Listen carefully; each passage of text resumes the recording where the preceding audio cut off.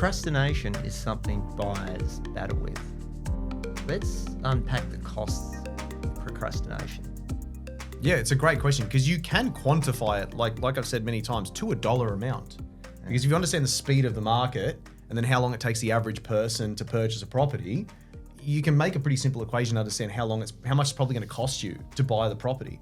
And a real simple way to do that is, we know time is money. So as I said, if you break that down, you've got a pre-approval that lasts 90 days.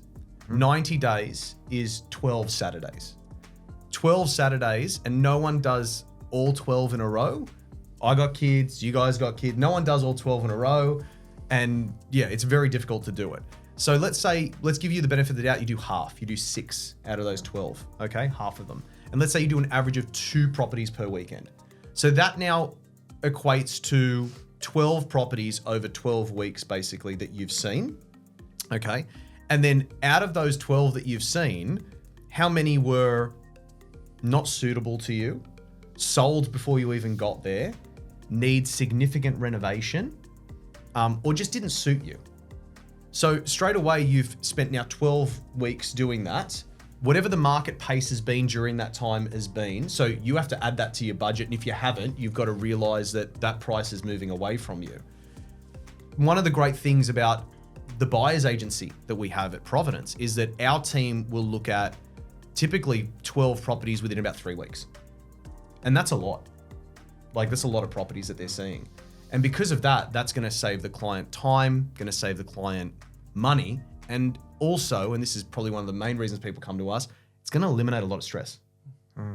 And to me, that's the main cost of procrastination, is that it converts directly into money. And that's what everyone wants to save. And why do people procrastinate? What's some of the excuses?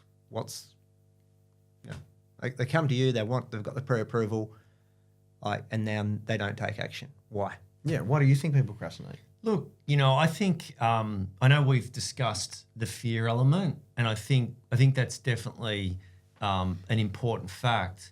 But to me, I think the number one reason why people are procrastinating is it's just life overwhelm. And I think we're all in different life stages. In fact, the three of us are in slightly different life stages. Yeah. And I'm 55. I've got a 19-year-old daughter. So we've kind of done, been through all of the, running them around to sport and all of that kind of stuff. And I'm in a situation where I've got, there's a phrase I like to say, which is, I am my own best customer. And what I mean by that is that I've got a busy life. And so in many ways, I'm the ideal client for a business like ours. And so what I mean by that is that, I've got a busy business, it's really, really time consuming, looking after clients, running a team, all that kind of thing. And okay, I've got family obligations, but I'm now in a situation where my parents are in their early 90s and got financial power of attorney, medical power of attorney. Yeah. And so I'm looking after them, and it's time consuming.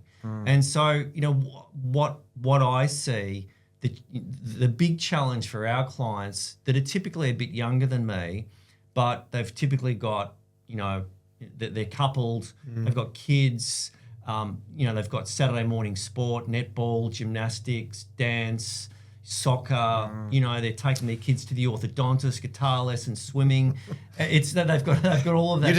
You're describing my Saturdays. And it's like their whole life is just crowded out. Yeah. And so they've got good incomes, they've got the best of intentions to invest, but they don't have the time, they don't know where to start. It's stressful, it's ambiguous, it's confusing, and they just don't have the time for it. And I think we're in the age of outsourcing. People have got dog walkers and all of these, you go down the street, you don't make a coffee at home, you go down the street and get one. So we're outsourcing all these little bits of our lives.